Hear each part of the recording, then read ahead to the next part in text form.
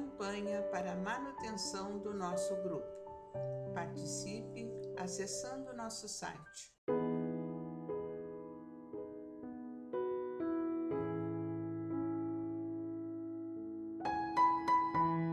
Olá, irmãos.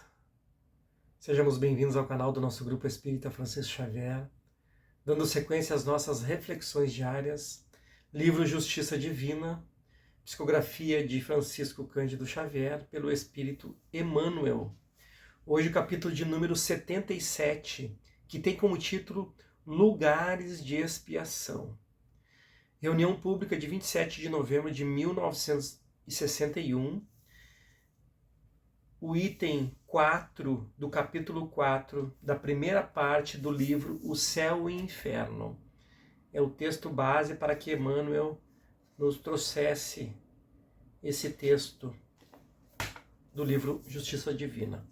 Mas antes nós vamos olhar o que nos diz o livro O Céu e o Inferno no item 4 do capítulo 4, que diz assim: do mesmo modo que os pagãos, os cristãos têm o seu rei do inferno, que é Satã, com a diferença de que Plutão se limitava a governar o império sombrio que lhe foi dado em partilha, mas não era mau.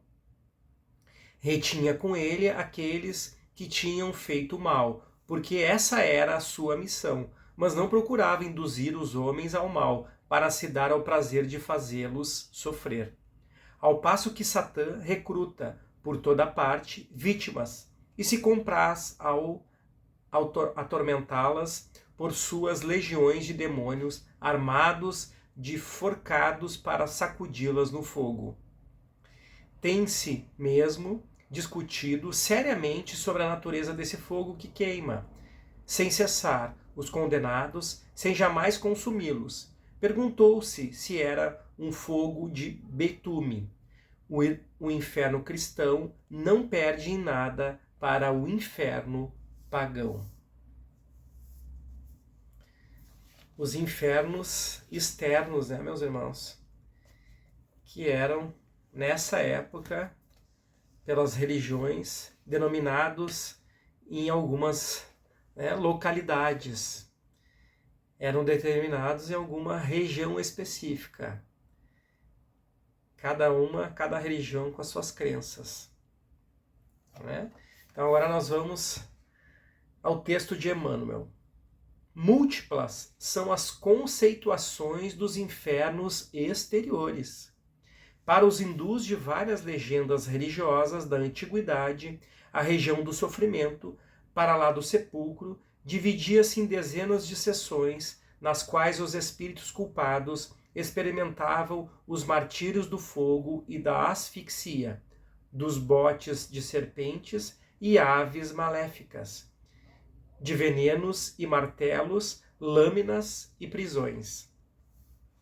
Entre os chineses, acreditava-se que os condenados após o decesso atravessavam privações e torturas até caírem, exaustos, numa espécie de segunda morte, com o suposto aniquilamento do próprio ser. Egípcios empregavam aparatosos regimes de corrigenda para os mortos, que fossem implacavelmente sentenciados a penas aflitivas sob as vistas de Anubis. A crença popular grega admitia a existência de abismos insondáveis, além-túmulo, onde os maus eram atormentados por agonias cruéis. E seguindo por vasta escala de concepções, a teologia relaciona infernos hebraicos, persas, romanos, escandinavos, muçulmanos e ainda os que são até hoje perfilhados pelos diversos departamentos da atividade cristã. Não ignoras que os sistemas de castigo mentalizados para depois da morte obedecem às idiosincrasias de cada povo, apresentando por isso variedades multiformes. E sabemos igualmente, em doutrina espírita, que existem outros infernos exteriores a cercar-nos na terra entre os próprios espíritos encarnados. Não longe de nós, vemos o inferno da ignorância, em que se debatem as inteligências sequiosas de luz, o inferno das necessidades primárias, absolutamente desatendidas, o inferno dos entorpecentes, o inferno dos lenocínio, o inferno do desespero e o inferno das crianças desamparadas, todos eles gerando os suplícios da sombra e da loucura, do pauperismo e da enfermidade, do abandono e da delinquência. Em razão disso, embora respeitando as crenças alheias, observemos as próprias ações, a fim de verificar o que estamos fazendo para extinguir os infernos que nos rodeiam. E, sobretudo, aprendendo e servindo, vigiemos o coração, para que a prática do bem nos garanta a consciência tranquila, uma vez que todos somos responsáveis pela nossa própria condição espiritual. Disse-nos o Cristo: o reino de Deus está dentro de nós, ao que, de acordo com ele mesmo, ousamos acrescentar. E o inferno também. O texto é belíssimo, meus irmãos. Porque aqui Emmanuel descreve, os infernos exteriores que as crenças populares traziam, e trazem ainda.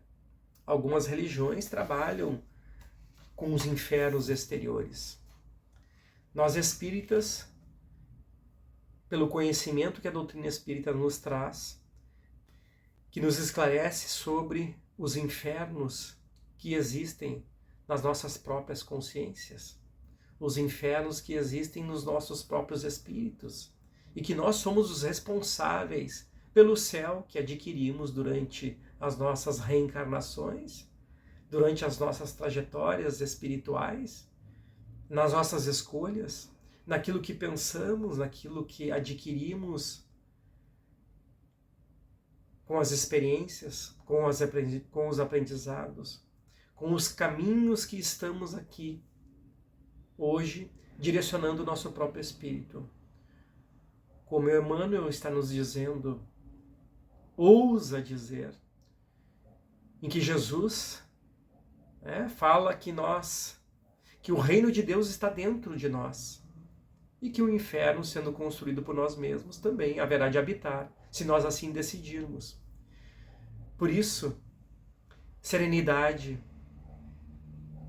lucidez, meus irmãos, paciência, calma, tolerância, pensar antes de agir, não agir por um impulso, não condenar o irmão, não julgar o irmão, atendendo às nossas próprias solicitações íntimas, de pensar antes de decidir,